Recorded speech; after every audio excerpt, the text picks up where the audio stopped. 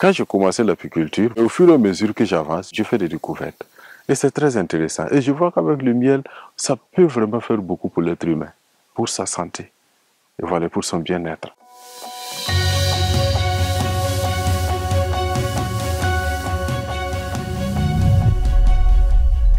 Ce qui m'a amené dans l'apiculture, c'est d'abord mon professeur d'anglais dans les années 96. Quand il venait en classe, il nous donnait le cours d'anglais où il expliquait la question de la production du miel, l'importance de l'abeille. Il était tellement passionné de l'apiculture qu'il nous expliquait ça très bien et on pouvait facilement prendre 1 heure, 2 heures de temps à écouter maintenant les questions de l'apiculture. Petit à petit, moi, ça me captait et je voyais ça très intéressant. Il y a une ferme diocésaine ici. À la création de la ferme, j'ai proposé d'inclure aussi l'apiculture.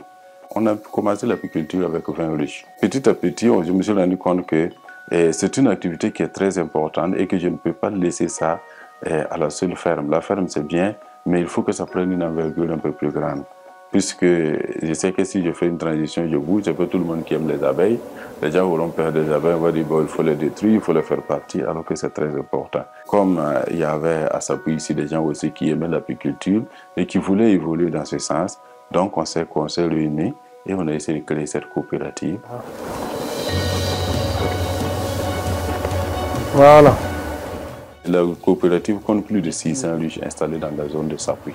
On était dans la production du miel, mais on a vu que c'était mieux aussi de passer à la transformation. Il y a plusieurs producteurs dans la coopérative et c'est quand ils récoltent leur miel et nous réceptionnons cette miel brute pour la transformation. On peut avoir plus de 200 à 300 litres comme ça par semaine. En plus, nous transformons le miel en savon. On a des pommades, on a des crèmes à base de la cire d'abeille. On a aussi la propolis, on a l'hydromel. Voilà, il y a beaucoup de tournées. Par exemple, on tient par exemple,